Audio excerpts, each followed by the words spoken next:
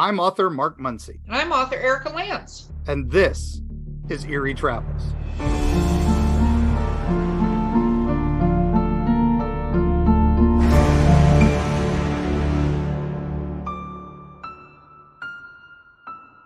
Greetings, travelers. Greetings, travelers. Wow, that was more high pitched than I did. Wow, I was gonna say, I'm did just you sit on excited. something? Yeah, no, I'm excited about today. So I got anyway, sorry, going to bring it back down again. Okay. It's crazy. So you are in a heat wave right now, Mark, correct? Oh my gosh, yeah, record heat. We're in our the middle of our 9 months of summer here in Florida. It's pretty crazy. We're now closer to the sun than Mercury. So, Wow. yeah, Oh, it's a not long good. commute. Well, Yeah. today we had our outside air quality index. Apparently here in North Carolina, we got some of the fires from Oh, Canada, like the air from anyway. So it's a little like Misty Mountains, like overload because of how much smoke is in the air. So yeah. yay I had for we have good family in weather. Washington D.C. this weekend, and it was condition red, but they were like, it was the only day they had to sightsee, so they went into town. So I was like, all right, it was nice knowing you. Yeah, I was gonna say very nice knowing them. We'll miss them. We'll Yeah. see them in purgatory. Okay. But we got a very What? Shit, What is sorry. this? What is this, producer? Hi. I actually had some real good experience, well, bad experience really, with the heat wave. The AC in our office broke, so it was like 80 in there for basically the whole week. And it took me just sending pictures of it to a bunch of people and being like, can you just send this to every PM so that they'll let us go home? And they finally let us go home on Tuesday. Ah, nice. well, there you go. It's rough out here in these streets. Yeah, sorry. The Florida streets. I was like, Hallie, did we do something wrong? Are we restarting? And producer Yeah. pops in. You're like, are we redoing the whole What do we thing? do? What do we do wrong? Okay. So, all right, well, good. I'm glad you're Okay. not melting. So, No, it's good. Okay, we got breaking news because I really want to get to the next segment. So, breaking news.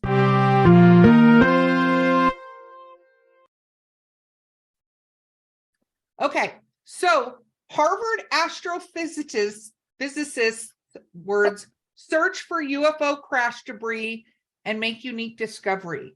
So there apparently there was a $1.5 million expedition to determine if a meteor that crashed into the southwestern Pacific Ocean in 2014 was actually a UFO.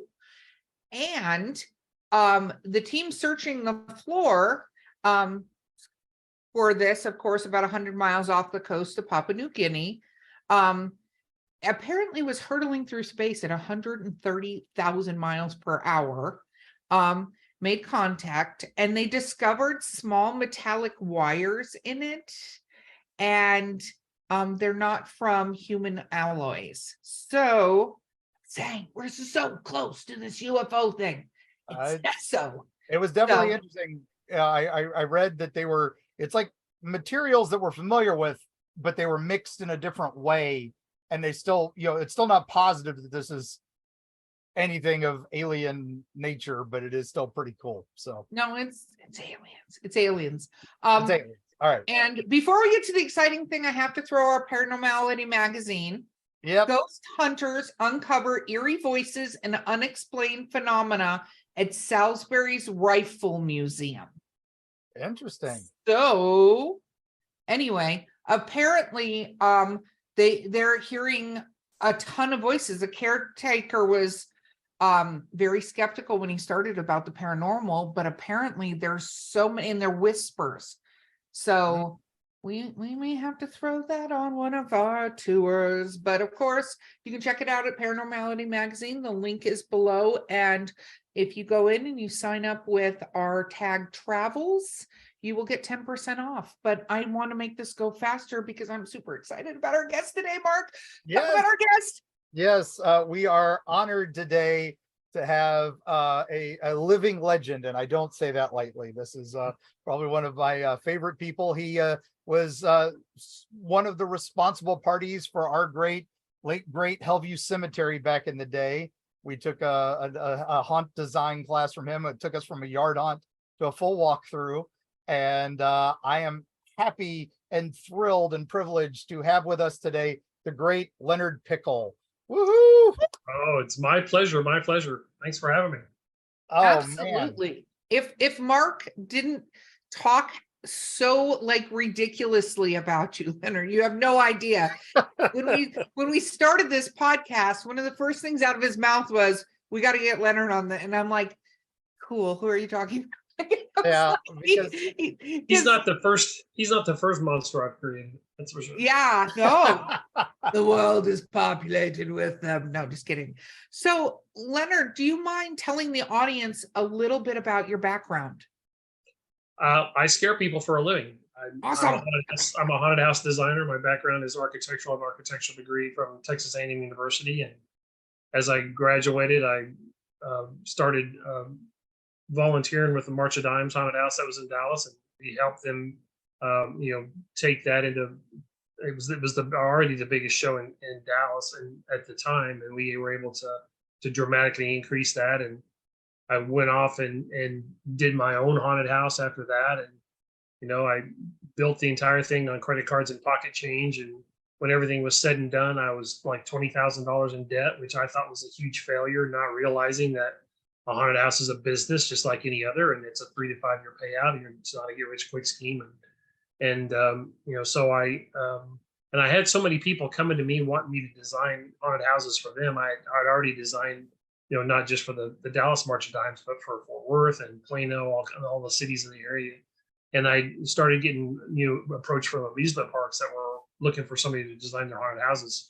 So I did several Six Flags parks and ended up doing some stuff at 1 year at Universal. We designed and built 2 haunted houses for Universal Florida.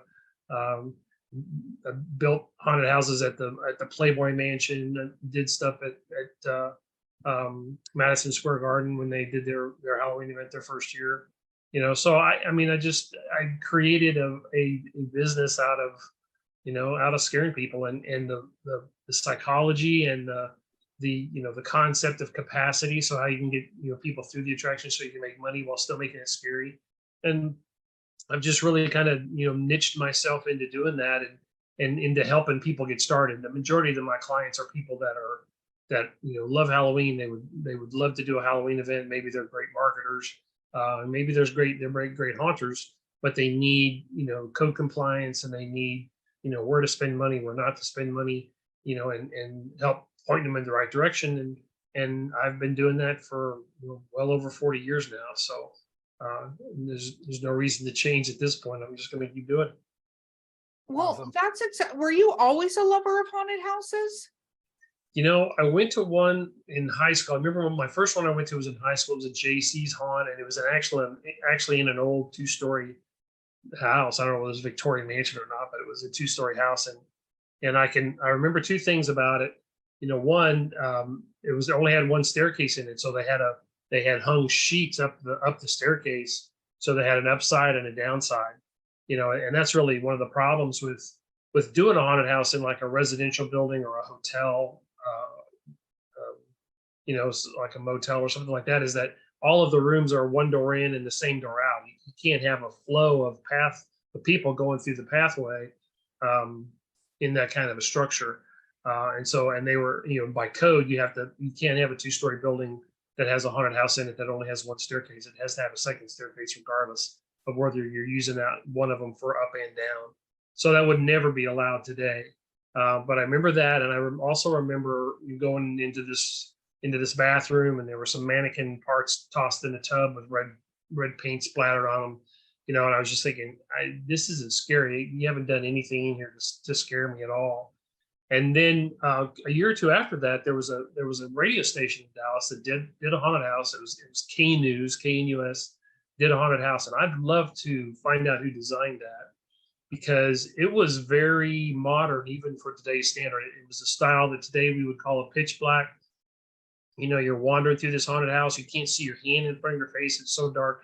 You're feeling your way through, and then every once in a while, a strobe light would come on, and an actor would do something like rushing bars or sitting up in a coffin or doing something, and then the strobe light would go off, and then now you're still in the dark, feeling your way around, trying to make sure that you're not groping the monsters accidentally.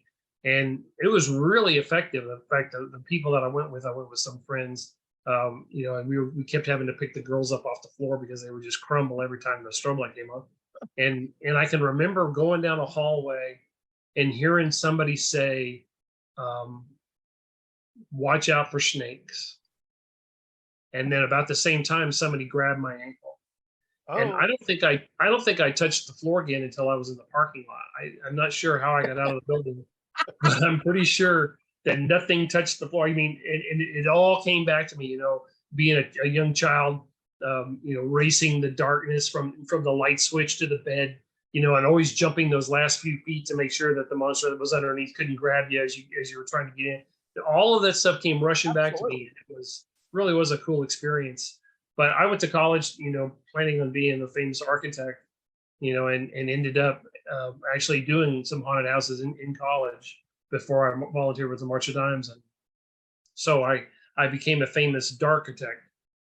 Maybe it's what I do is dark-architecture instead of architecture, but I still use my degree. I mean, I'm still, doing drafting and designs and details and creating stuff. And, in reality, a haunted house, what's cool about structures is how they affect people as they're going through, and other than, perhaps a Gothic cathedral or some, large church, you don't really, a haunted house has more effect on the people going through than really any other form of architecture, and maybe somebody would say that's not really architecture, maybe it's interior finish, but it's still, you're manipulating spaces, to get reactions out of people, which, is what architecture is all about. It's about creating the space within the walls. It's not, you use walls, but those are used to envelop, to encase the activity that's going on in that space. So I'm still using my degree, even though, my poor father passed away thinking that haunting was a phase that I was going to grow out of someday. Obviously that's not going to happen, but so it's interesting. It's and I come at it from a little bit different perspective. A lot of people start off with a home haunt, and that takes over the front yard. Sometimes it takes over the garage. Sometimes it takes over the backyard, and it keeps getting bigger, and they eventually, either their spouse or the city says, this is not happening at this house again. And you have to, and that guy's got to either go pro, that person's either got to go pro, or he's got to stop cold turkey. And, that's, a lot of them go pro. A lot of them end up, finding a building and throwing all their money at it, just like I did, and trying to make a go of it. And some of them are successful, and some of them aren't. And that's one of the things that I do is I, as a consultant, I'm trying to help people not make the same mistakes that I made when I was, building and owning haunted houses, and I made every one of them twice because I knew the first time it wasn't a mistake, even though it didn't work. So I tweaked it a little bit and then I did it again, and after about the third time, it's like, maybe that's not really a good idea. Maybe I should try something different. But so that's really what I sell. And, when people call me up and they want to do a haunted house, sometimes I kind of feel like my job is to talk them out of doing it at all, because it's not an easy way to make a living. It's a fun way, it's a fun activity. It certainly is a creative outlay, and people that do it love it. Do it because they love it. But some of them, a lot of them, if they really put a pencil to it with the amount of time that they put into it, and the amount of money that they're getting out of it, they really might be better off at McDonald's. But again, people love doing it, and haunting is very much a disease that, when you catch it, you've got it, and it's terminal. It's terminal. There is no cure. There is no cure. Yeah, my name is Erika Lance, and I'm a haunter. I could see that. It's like an AA meeting, but like, Very much. Haunters Anonymous meeting. And Leonard just exactly described what happened to help you. We were a home haunt. We kept getting bigger and bigger, and the city finally said no. So, and at that point, I became a writer.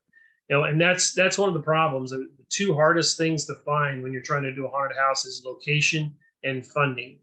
And as hard as funding is to find, location is even harder. You're always looking for that really cool, creepy building that the kids are breaking into to scare themselves anyway. When you put a haunted house in one of those, that's a gold mine. That's the one that everybody shows up to because they're dying to see what's in the building anyway. And now to be able to go through a haunted house and something that they think might actually be haunted really brings out the crowd. But those are few and far between. Luckily, people are creative and with the level of scenic that people do in their haunted houses today, you can take any building and make it look like an old asylum or Gothic cathedral or whatever you're looking for it to be. When I was working with the March of Dimes, it was really hard to find a building in Dallas. They were really having trouble finding a building, and then I think it was the San Antonio JCs came up with the concept of putting a haunted house in a pole tent. So the March of Dimes rented a tent one year, set it up, and then we built the haunted house inside the tent, and literally just lifted up the tent flap and sent people in, with it just looked like a circus tent, even though it wasn't a circus theme or anything. But it was yellow and white, I think, striped, and that bothered me. So the very next year, I built a facade to put in front of the tent, so that it would at least look like a haunted house that people that were driving by, so they knew what it was. And my facades are almost famous now. There's a lot. Every once in a while, I'll go to some haunt that I've never been to before and never heard of before, and look there, and there's one of my facades, that I designed and built for somebody else. It's changed hands 2 or 3 times, and there it is. It's kind of cool to see that kind of stuff. So Leonard, I have a question. Do you still get scared going into haunted houses? Because when you know how how things are made, sometimes I think a little more difficult to get scared because you know how it works. But do you ever walk into a haunt and get scared? You can startle me, but you're not going to see it. You're not going to see me jump. And typically when that happens, it's when I'm looking under something, trying to figure out how they did something and then not noticing that an actor is standing there, and one of the things that I do in my designs, if you can make people feel like they're doing something they're not supposed to, that they're hugely vulnerable to a good scare. So you can surprise me and I'll get a adrenaline rush, but it's pretty rare. I can usually see what's coming a mile away. In fact, one of the things I like to do is find get in line behind a group of girls or group of couples that are going through, so I can see their reaction. If you just send me through a haunted house by myself, I go to a lot of haunted houses by myself. And if you just send me through by myself, the actors will miss me. They think I'm staff, but they have no idea what's going on. So following a group through is always good for me, so I can see what their reactions are, because something may scare them that wouldn't even come close to scaring me. So, and that's what I'm there for, is studying. And that's one of the things that I've always tried to do is, once I'm the designer, so I build it, set it up, design it, set it up, open it, get it going, get it running like it's supposed to. But then I'm kind of done. I have acted in haunted houses before, but it's not really my calling or something that I just love to do. So I'll go see haunted houses, and in a typical year, I'll see somewhere between 100 and 200 haunted houses. And I travel the countryside. If I hear about a really cool haunted house, I'm going to go see it. So, I get to travel the countryside in October. All my clients are open and operational, so I just travel the countryside seeing haunted houses, which is a horrible way to make a living. I don't recommend it. Terrible. #dream job. Oh, yeah. I was gonna say, me and Mark are both authors, but and he was a previous haunter. Is that? I was a haunter for a long time. Yeah. I just don't know if that's the right word. I'm a recovering haunter. I'm a recovering haunter. But one of You're not recovering very well. No, not at all. This is half the boxes for the move are still haunt supplies that I'm like, we may need that. The missus Someday. is like, I might need that again. Can't throw it away yet. I know Carrie's sitting there going, "We do not need the talking skeleton head." And Mark's like, "But we do. We do." There's this date called Halloween that people love that stuff. Yeah, I still set, we still set up for Halloween. People still show up wanting to know what happened to the haunted house, and I have to Sure. give them the bad news, but it's the way it is. But one of my favorite things that you always, oh, had a we have a question first. question. Sorry. Okay, it's fine. But it seems to me, sorry, Mark, let me just ask this, get you guys started. I feel like I could just sit back and not do anything. It seems to me much like writing or sometimes acting, some of these kind of professions, haunting would be one of those passion jobs that it brings you happiness, it sparks joy, but never go into it thinking you're going to be a millionaire. Yeah, that's the old, how to make $1 million in the haunted house industry. You start with two. But yeah, no, it is very much a love of, getting reactions out of people, and when you scare people, and when an actor scares a patron going through, the patron gets a huge adrenaline rush, but so does the actor. So Yeah. it's a very symbiotic relationship between the person that's doing the scaring and the person that's getting scared. And people are funny. And when you scare them, it's almost like that, the old cartoon where their legs get all wobbly, wiggly, that they literally lose their knees sometimes when you really scare somebody well. No, totally. I unfortunately I'm one of those people that if you come at me, I end up punching you. I stay out of haunted houses for that reason. Yeah, because that's why I asked you to stay out of haunted Well, houses. no, I know. I've But- discovered this about myself, and I'm like, let's not punch the performers. I don't know why. It's a weird thing. I know I'm in a I've done haunted houses before, like I've been, and yet I still act like an idiot. Okay, Mark, ask your question. Well, Sorry. what I was just going to say, one of the things Leonard taught us was, you've got to be able to, you've got to stop the actor from the person. You've got to break, there's got to be a reason the monster can't get you. And that was one of the things we kept in throughout Hellview.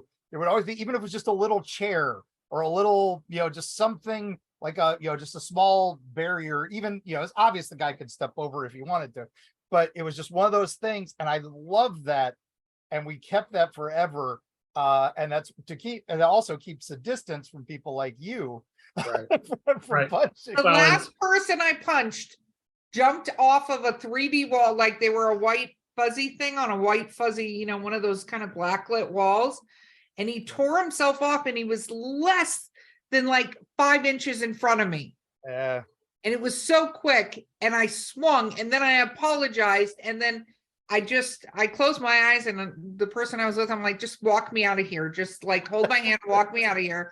And then I was like, I can't do this again, because that was my reaction. Like, you come at me, anyway, I was not proud of it. And in my opinion, a properly designed haunted house, the actor never needs to get that close. And in fact, you really should stay arm's reach away from the patrons, because it's fight or flight. I mean, when you really get down to that, to that lizard brain and make it jump, because it's defending itself.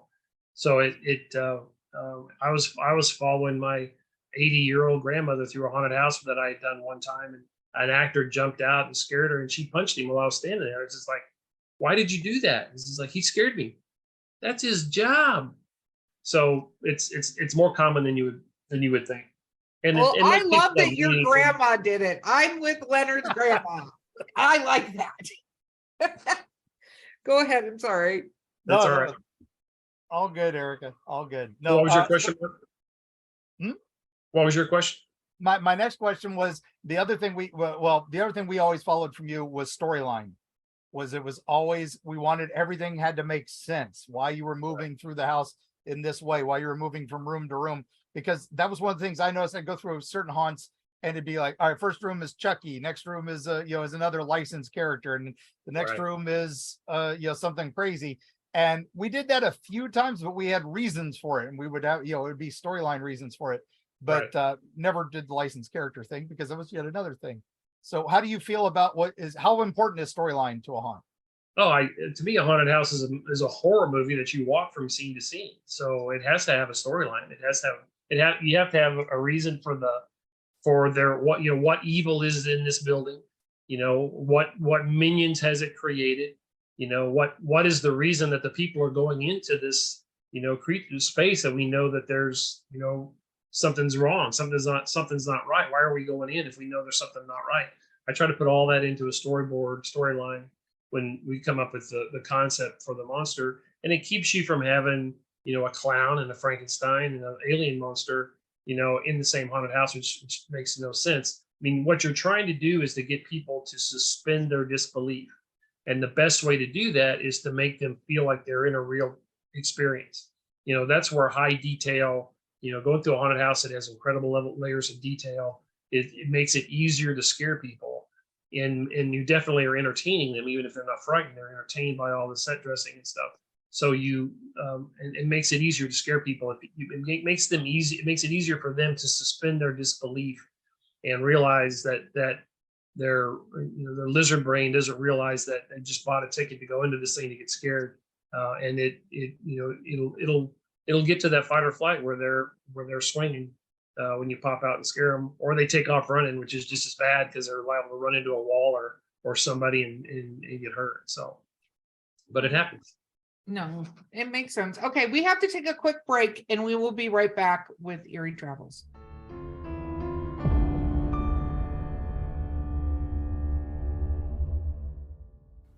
Eerie, Appalachia. Gear up for a frightful jaunt into the darkest reaches of the ancient Appalachians. Folks deep within the Appalachian hollers lean close to the campfire to share stories of the inexplicable with hushed awe. Monsters rumbling in the hills, strange lights darting through the pitch black night sky, horrible occurrences almost ineffable in their bizarre tragedy. Tall tales, you might say. Tell that to the Flatwoods monster in Braxton County, West Virginia, or the Goat Man of Louisville. Look into his humanoid eyes and let him know you don't believe.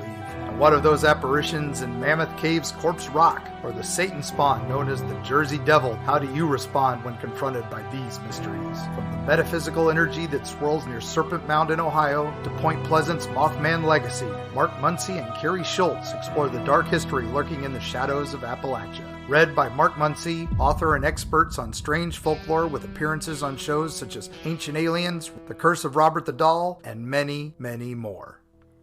Greetings, mortals and others. I'm Dick Terhune, the voice from hell. I work with haunted attractions all over the US, Canada, and Europe to increase audiences and enhance their experience with highly effective commercials, narrations, animatronic character voices, whatever your dark heart desires. Let me help you do more, scare more, profit more. Find out more at Voice from Hell on Facebook and at voicefromhell.com. We're back. I have some questions. You guys have much more haunting experience than I do. I feel like I keep using the words that are right, but they don't sound right when I'm saying them. But Here we go. My first question is, Leonard, is there anything that you feel tops the list for scary things for haunted houses that usually are always like a winner if you put them in there? Well, as far as scares go, you'd say the chainsaw, but which has been a classic for longer than I've been doing haunted houses, which is a long time. But it has actually lost some of its effectiveness. I think it's been overused as well. But to me, it's the startle scare. It's doing something that they're not expecting. It's showing them something that they think is going to scare them, and then scare them from another direction. And one of the things that many years ago I came up with this, or several years ago, I came up with this epiphany, I thought, where I boiled haunted house design down into how do I shorten my sight line? How do I shorten the sight line as you're walking through the house so you can't see what's ahead of you, so that you can't see what's happening to the group ahead of you? You can put the groups closer together if there's sight line is really short, so that you can put more people through. And how do you hide the monsters? So, because my background is architectural and form ever follows function, you design the space to work first, and then you put the walls around it. So in a haunted house, you figure out what the scare is going to be in the room. What is the actor going to do in this room to scare people? And then you literally build the room with set dressing and walls and windows and drop panels and whatever you're going to do in that room to facilitate the scare. And even some of the elite haunted houses in the country that I go through, I'll walk into this room and it's gorgeous. It's a giant cave, or it's it's a Frankenstein's laboratory with Jacob's ladders and jars with stuff everywhere. And you walk in there, there's an actor and they're in a great costume and great makeup, unbelievable. But if you walk in and they're standing there, it makes it really difficult for them to scare anybody. I mean, it makes it really hard on the actor to be able to scare anybody. But, you know, you put somebody on a drop panel or even a curtain, you know, and I'll have them suddenly appear in the room. And that's way more effective than anything the guys can do when he's just standing there. No, that makes sense. What about gore versus scare? Because they do this in movies too, right? Where they there's the jump scares, and I feel like a lot of the best haunted houses I've been in are more that, like a great scene, but startling me, right? It's well, obviously not anymore because I hit people or whatever, but versus walking in and seeing something just gross, because that's a different emotion, right? Is getting grossed out or sickened or whatever we want to call it by something that can still be scary. But am I correct in that, or am I wrong? I mean, I could be wrong. Stephen King says that the gross out is the easiest form of the easiest way to scare somebody is with something that's disgusting. And he only dips into that when he has to. He would rather do some psychological fears, you know, some startle scares, some things like that, rather than dipping into the gore. And it's interesting through my history of doing haunted houses, you know, there were years, and it says everybody was all about the blood. You gotta have more blood, more guts and gore, you know. And then there were years that everybody says, no, we got, you know, like we got to push away from this. We don't want that, you know. So everything seems to be cyclical. You know, one of the latest cycle is the haunted houses where the actors are allowed to touch people going through the haunt, you know. And the problem with that is I've been to many of those, and the actors don't know why they're touching people. They know they're allowed to, and they do, but they don't really know why they're touching them. No, that makes sense. Because I've seen, and it's interesting because, you know, I've seen exactly what you're talking about, where you walk in and the person's already there and you're like, okay, well, you're going to have to do something really fantastic, or I've seen this now, right? Right. Sometimes they become the misdirection with another actor that does the scare, but then it takes two actors to work the room, which is, you know, an employee issue. So, you know, most haunted houses run on fewer actors than they would really like to have, just because, and especially now with the employment so bad that it's really hard to find people to. I mean, luckily, you know, scaring people is fun. So, and there are a lot of haunted houses that work on volunteer labor. They all volunteer actors. If you can do that, that's great. But really need to be a nonprofit if you're doing that, because you can get bitten. I've had people call me and say the labor board is coming down on them because they had a volunteer haunt. Everybody was a volunteer, but they fed them, or they gave them T-shirts for, you know, showing up on so many nights, you know, and the government, you know, has labeled that as payment. And if you start paying them, you got to pay a minimum wage. So, so it becomes an issue. You know, in my opinion, you know, are you a business or are you a hobby? And if you're a business, then you really need to pay your employees, because that's really what they are, as employees. Well, even in the case of a nonprofit, I have so many people call me up and say, you know, and I try to explain to them what do they need to do to make money in a haunted house. It's like, oh, we don't need to make money. We're a nonprofit. It's like, that's not what nonprofit means. No. You're still supposed to be making a profit. It just doesn't go into somebody's pocket. It goes towards a cause. But, you know, in the JCs were notorious for that. The forward JCs, oh my gosh, were so notorious about, you know, really throwing a party and calling it a haunted house, you know, where there was more drinking and carousing going on than there was scaring anybody, you know. And it was because it didn't matter.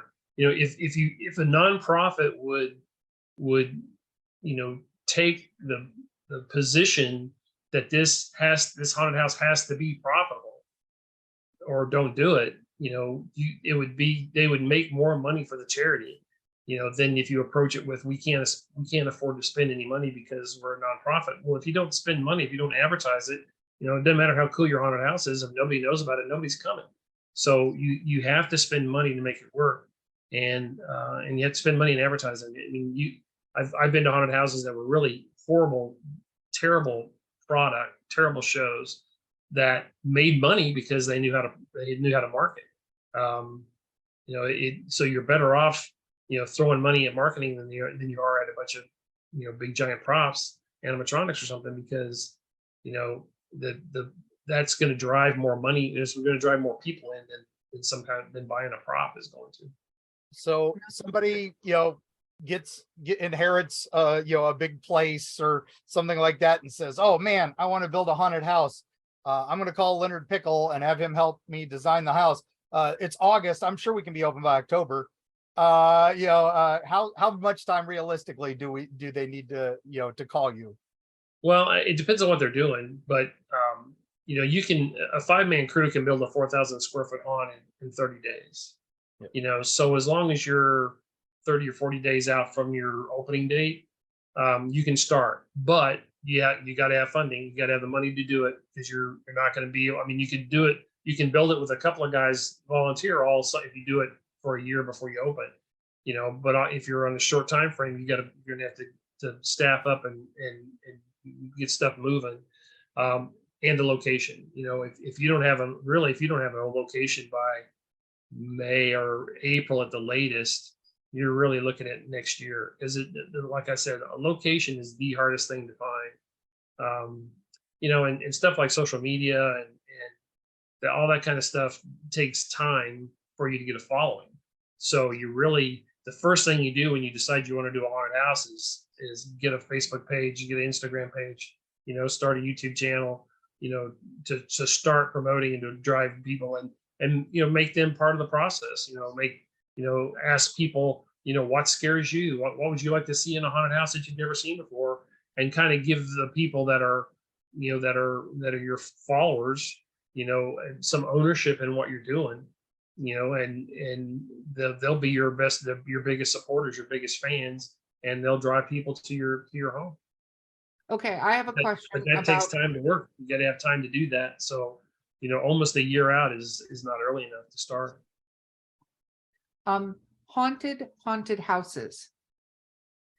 So when people choose to do them in maybe an abandoned asylum or an old hospital, or some of the, even some of the, spooky houses where things have happened, like there are myriad old haunted barns. Have you had experiences creating hauntings in haunted locations? Yes, I have. Yes, I have. I can't even remember where a city was. It was in New York State somewhere, and it was an old house that had been a lot of different things, but one of them was a retirement home for widows of Civil War veterans, and everybody in the place swore it was haunted. They just swore it was haunted, and I never really saw anything, except every time I walked by, there was a staircase that you'd go down. You had to go through a door to go to the basement, and every time I went by that door closed on me.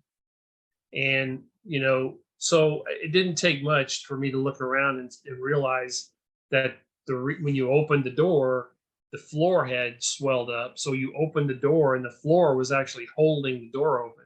So as you walked by and stepped on it, it would close, because you had a closer on it. It would close by itself.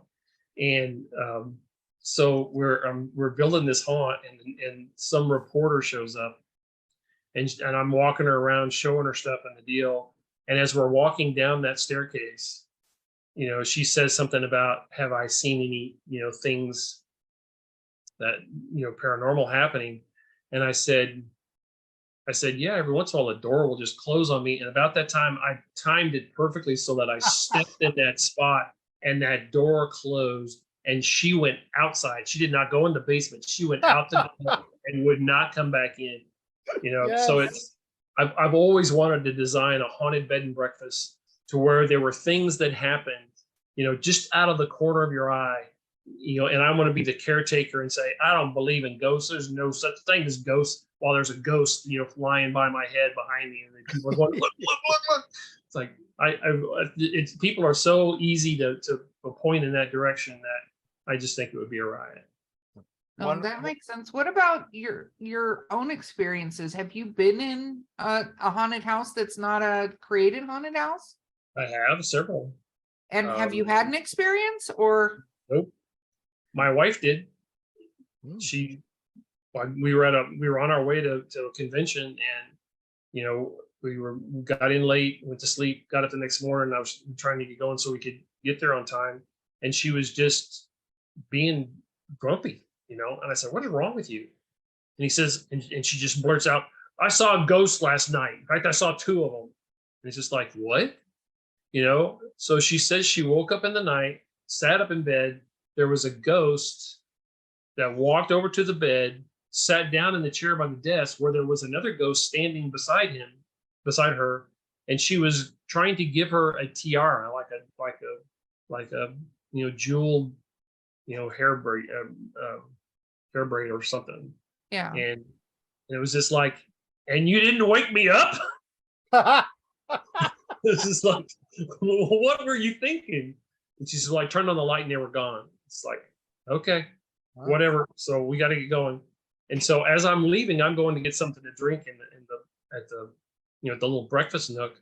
And there's a woman there, that works there. She's filling ice or something. And I said, "Has anyone ever seen a ghost in this hotel?" And she looked at me and she said, "What did they look like?" And I said, "They." I'm not saying I can't say. Yeah. And so I'm leaving and I'm walking by the registration, and my wife has just checked out and she's in the car. And as I'm walking by, she's obviously said something to him, because the woman behind the counter is saying, "You got to go talk to this woman. She thinks she saw a ghost in here last night. You got to go talk to her." And it's just like, this is really weird. really, really weird. It's funny because Mark has Carrie, and Carrie is is ghost kryptonite. Yeah, she's gross nothing weird kryptonite happens around her. Yeah, it's just, that's the way it is. I think, that's just the nature of the beast. Now for illusions, one of my favorites that you did, that you taught us, was the teleport, which is where we put the mirror at the end of the hall. And then, you see the guy standing at the end of the hall where the mirror is, but he's actually right beside you. So when you turn around the corner, you see the guy down there. It looks like he's ready, and you're like, "Oh, okay, he's going to scare me down there." And then he steps out right next to you. That was one of our knockdown gets every time. And so we had to thank you for that. That was one of Hellview's best scares ever. Yeah, and I'm sure I stole that from somebody. It may be. I know that I've seen that at Universal Studios before. I think maybe that's where I picked it up the first time. Was in a gag. Universal Studios does that gag every once in a while. So it's a classic. So, and then we did the bottomless pit as well with mirrors, where we built 2 stories up, which in Florida for an outdoor haunt, nobody does that. But we did it. We we built and then we did burlap down the side so it looked like a cave. And then we put the mirrors on the ground. And then we put a little bridge, and you walked across the bridge and you looked down and it looked like it went 20 feet down. Just a great effect. And we had a lot of people afraid to go. Stole that from Ed Teribas. Thanks, Ed. Did some variations on it, and he still uses it in his haunt. But yeah, no, that is a good one. Okay, so what is your favorite? Yeah. What is my favorite illusion? Yeah. Well, and again, Ed has done this one too. You're walking through this attic or something, and there's pillars, 2 rows of pillars that you're walking between, and then there's rafters and stuff, and there's junk in the in the attic, and one of the places has a mirror, coming out of the column. So as you're walking towards it, you're seeing the reflection of the junk that's on the side, and thinking that it's behind the mirror. But when you get to that post and go past the post, the actor is right there, coming right around the corner. That's a really good one. That's a really solid. Good. I said the fact again. Yep. What has been your favorite room to create? Like what room have you created that you absolutely just enjoyed the heck out of? Well, I do a thing called a mirror hallway, which I do that I've done that several different times, and it's, you physically, you build a hallway that's got a lot of mirrors on it, gold ornate mirrors on it, and then you build the mirror image of that same hallway in the next hallway over, and then you cut a hole in the wall and put a picture frame around it, and then you put another picture frame, identical picture frame around it on the backside. Now, when you look at the hole as you're walking down towards it, it looks like you're looking at a mirror, because you're seeing what should be a reflection. You're even seeing the two picture frames, the mirror image of the picture frame. It's an actual mirror, and that's a hole. And then having an actor come out of that is pretty effective. That's one of my, it was so funny when I did that for the first time we ever did that. I did it with the March of Dimes and in Dallas, and this other haunt that was in town tried to copy it. They didn't understand it, but I went through their haunt, and I could tell that they were trying to figure out how I did that. And so they did it. And then the next year, I went again, and they tried to do it again, and still wasn't right. And then the third year, the newspaper came and did an article on the haunt, and I showed them the floor plan. I mean, it was all about, an architect doing haunted houses. And I showed them the floor plan, and they said, "Oh, do you mind if we put this in the article?" No, go ahead. So the following year, they actually had a print, a plan for the mirror hallway, and they still couldn't figure it out. I love it. That is awesome. Okay, so you're making your yearly trip. Where are your must stops? There's several.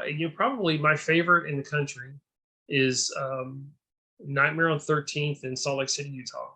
It's an incredible show. Really nice people. Incredible show. And while you're there, you got to see the Factory of Terror Factory, whatever the factory one is there. I can't remember exactly what the name is. That's an incredible show. Very, very creative, very well done. Eloise, Asylum in Detroit is really an incredible show. Very nicely done. It's in an actual asylum, but the entire time I'm going through it, I'm knocking on stuff because I can't tell where the real stuff stops and the fake stuff begins. And they did that good of a job of creating the spaces. It could use some better scares, but it was really, really a beautiful job. And there's always the quintessential, the elite haunts like 13th Gate, which is an incredible show, in Baton Rouge, Netherworld in Atlanta, of course.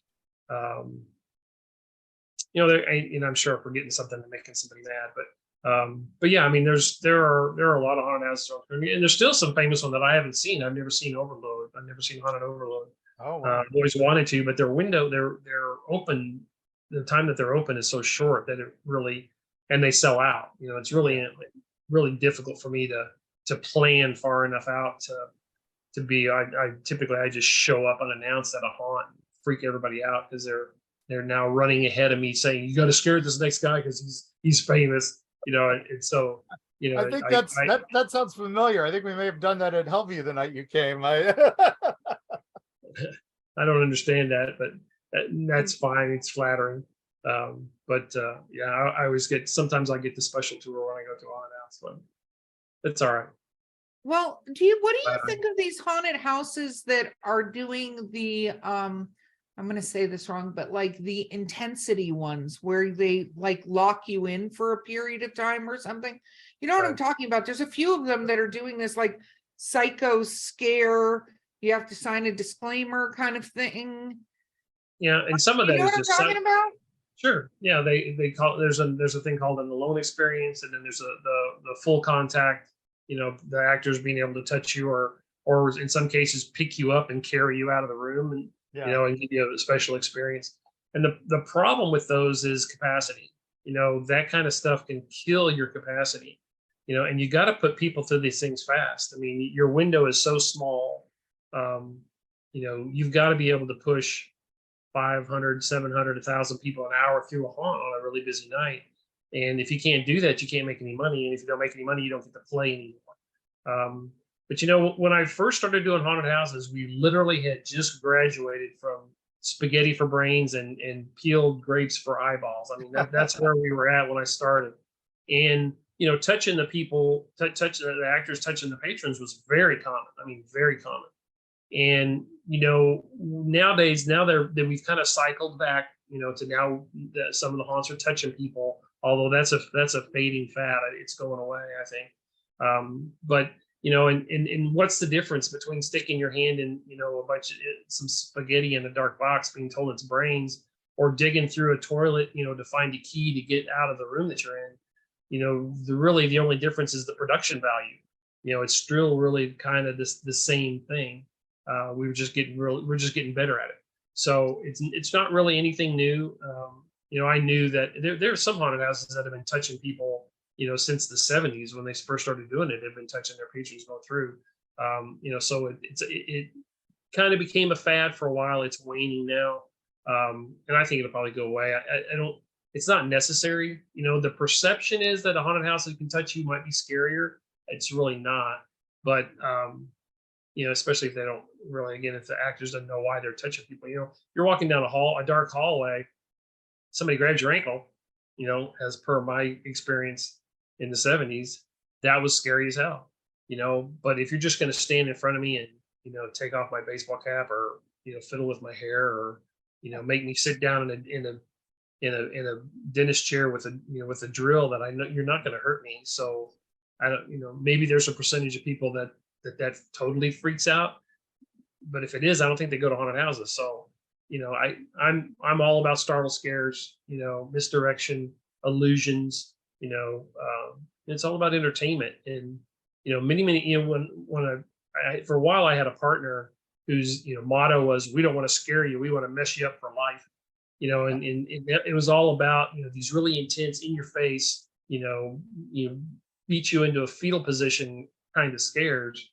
But then I went to Raven's Grin Inn in Mount Carroll, Illinois, which is like every cheesy, home haunt, low budget haunted house that you've ever been to, all crammed into this little house with this one guy, doing the performance art, taking you through this thing, in an hour and a half, 2 hour long tour, where you're realizing that you hadn't seen an exit sign in like 2 days, going through this thing. And almost all of his stuff was sight gags. I mean, you'd be walking down and there was a toilet lid on a wall. You'd lift it up and it'd have the punchline to a joke, and so you're lifting these up and reading the jokes. And the third one you lift up and his face is there, it's just like, it was a startle, but then you're laughing, and then you're coming into this dark room, and I'm looking through this big glass pane of window, and I'm looking, and I said, is that a tank? It looks like a World War II tank. And there are mannequins on it with half-naked mannequins with Nazi insignias on their sleeves. And then all of a sudden, this big black thing goes wham right in your face. And later I find out that was a trash bag that he had just wadded up in his hand, that he slammed against that mirror when you're trying to figure out what the hell that was behind it and why it was even in the building, and scared the crap. He's scared more people. Jim Carroll is scared more people with a trash bag than I think some of the $5,000, $10,000 animatronics can do. Oh yeah, yeah. That it makes sense, because again, what you said earlier, it's sort of like it's like doing humor. Timing is everything. You can say something that's albeit funny, but if you don't have the right delivery on the joke, right? Like, we've heard people retell jokes to us that when you go back and watch the comic skit, the comedian nailed the delivery and the facial expression or whatever that made that joke hysterical, right? Right. I mean, Gallagher smashed watermelons, for God's sake. Like, that was his steal. And there was so much humor about that sort of thing. But if somebody's just smashing watermelons in front of us, we're like, whatever. But I think it's completely timing, delivery, and setting the person up so they're primed, I guess you would say, for the scare, right? I've been saying that for a long time, that scaring people is very much like telling them a joke. It's all in the setup and the timing of the punchline, which is the startle. See, The, Yeah, the and theatrical stuff just helps. I know. Yeah, One of the your setting, big things. Oh, go ahead. setting is music and and detail and distressing and storyline. All that is the setup, and then the startle is the punchline. It's very, very similar. And what's funny is there was um, I was asked to do a class on a seminar on the psychology of fear. And so I'd written up this thing, and I went to do my PowerPoint presentation. I went online and just started looking up, did a search for people getting scared in a haunted house. And almost every picture that I found, there was one person just screaming their brains out and another person right beside them laughing their ass off, so that even in that situation, horror and humor are so closely connected. It's not even funny. That makes perfect sense to me, because like I saw something the other day where they took the scene from Harry Potter where she's making him write, I will not tell lies, and it comes on his hand. And Right. There's ominous music in that scene that you don't even think about when you're watching it, right? But they played like a porno kind of track behind it. And like it's thing. like how music completely changes Totally scenes, right? And Yep. I think that's it's kind of brilliant, and it's brilliant to know that, because like humor, people do not have enough appreciation for the subtlety of being able to create something like that and knowing how to do that delivery. Because we have been in haunted houses that even if they're fantastically pretty, whatever the right word is, Yep. they're not. They're not scary. Yeah, exactly. Right. And then we've also had now one of the other things you do is lighting. Scared. Yeah. Lighting is so bad. Lighting is so important on some of these where and one of your lighting, things was always make sure that there is a reason for the light there, which Right. was one of those things I loved, because we did that. We went to old abandoned hotels as they were selling off all their stuff and bought all these weird random lamps and stuff like that, and we'd put in a green light bulb or a blue light bulb, and it totally changes the ambiance of every scene, and it was Right. amazing. Yeah, I love to light with practicals, with putting a bulb in it, even if it's a low voltage bulb or LED or something, but put it in a real fixture. It adds to that realism that allows people to suspend their disbelief. Yeah, lighting is one of my pet peeves in a haunted house. I am so sick and tired of going through a haunted house with a spotlight in my face. And I understand that gives you an opportunity for a scare, because you can't see what is around you, and an actor could, jump into that beam and scare you. But I mean, when you're just going through a room and there's a light, first off, it's some theatrical fixture, so it doesn't even fit the theme or the setting, and then it's just shining in your face. It just doesn't make sense. Yeah, the lighting in the haunted industry could definitely use some help. And LED lighting has really helped us out, because you have little bitty lights that you can hide very easily. But yeah, I mean, there needs to be a reason for the light. In fact, Eloise, the asylum, at least the first half of the main show is lit with lightning strikes that are happening outside of windows. So it's just the flashes in through the windows that's lighting the scene, which is absolutely brilliant. 13th Gate in Baton Rouge did that one year with a clown theme, which was really effective. You're looking at this scene and it looks fine, and then a lightning strikes and it shows this ominous cloud and this ominous clown hovering over this child that's in the room, which is just like, wow, really effective. Really was frightening. Clowns scare the crap out of people. There are some staple things that absolutely scare the crap out of people, and clowns have got to be near the top of that list. When I first started designing haunted houses, I thought, I need to look at the phobias. I need to find out what all the phobias are, so that I can put all of them in my haunted house. Man, there's got to be 3,000 different phobias. There's so many phobias, and you look at the top ones. It's bugs, it's falling, speaking in front of people. Clowns is like 20th or 30th on the list. It's not even close to number one. but everybody feels like they got to have a clown in their haunt. I'm not sure why, but and I think that's when you put an actor, if you're at least in the style of haunted house that I do, where all the scares are pop out scares, they're all startle scares.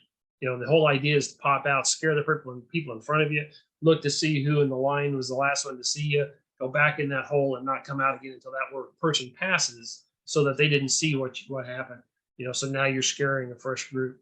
And when we put always put the actors in costume, at least partial costume, if you can see it, and a nice makeup job. But the makeup and the costume is as much, if not more, to get the actor into character than it is to scare people. If I'm busting through shutters and laughing maniacally in your ear, and then I'm gone again, I'm going to get a startle no matter what I'm wearing. So that it's more to get to put that veil between the reality and the actor, so that he can act goofy and do stuff that he would never do in street clothes and straight face, but allow him to have that cloud between the two, so that he can do something that he wouldn't normally do. And you see that there's some people that are really quiet, really meek, and then you put them in that costume and that makeup, and their personality changes completely. They refuse to break character. It's so fun. You're always looking for that group of people that would do it for free because they love doing it so much, but then you pay them, because it's hard to fire a volunteer no matter what he does. So you have to, at least if you pay him, you can fire him. At least if you pay, I love that. Okay, we need to wrap up. Unfortunately, Leonard, it has been so amazing having you here. Thank you so much. Well, my pleasure. I really enjoyed it. Let's do it again sometime. Nice. Absolutely. So for those that would be interested in eliciting your services, I said that in a very naughty way, but if somebody wants to reach out to you, how do they get a hold of you? I'm cheap, but I'm not free. Yeah, you can just go to my website, entrepreneurs.com. Entrepreneurs@gmail is the way to get a hold of me. You can really just Google Leonard Pickel. I show up like a rash on the internet. So, but yeah, and typically for somebody that I haven't really talked to in depth before, I'll give them a 30-minute or so, free discussion where they can ask me questions, especially people that are thinking about doing something, thinking about getting in the industry. I can point them in the right direction or try to talk them out of it. People that are in the industry, if they're having trouble, they're trying to figure out why they're making more money, or why it's not as fun as they thought it was going to be, or how to make it more streamlined so that they can make some money. I'm happy to talk to people about that kind of stuff. It's at least at the beginning, and so I can feel them out to see if there's an opportunity there for me to do some really spend some time on it and dramatically change it, or whether they just need some suggestions to point them in the right direction. So if I can make that happen, that's success in my book. That is awesome. Awesome. Well, haunters beware. Leonard is probably going to swing by your haunt. So I hope you're on point. I pop up in the weirdest places. You say my name 3 times, I'm liable to be right behind you. Hey, and then I bumped into you at Spookala, so you've been at at haunt related and horror related events a lot too. So, and if you ever get a chance, do take one of his seminars. It is worth the price of admission. Well worth the price of admission. So, thank you so much for everything you did for us, Leonard, and thanks for coming on. And Callie, was traumatized growing up in a haunted attraction. So, but and now they produce podcasts. So ain't that the truth? Ain't that the truth? All right. Well, gang, thanks, thank you all guys so much for joining us. And travelers, stay safe out there, and we will see you on the other side.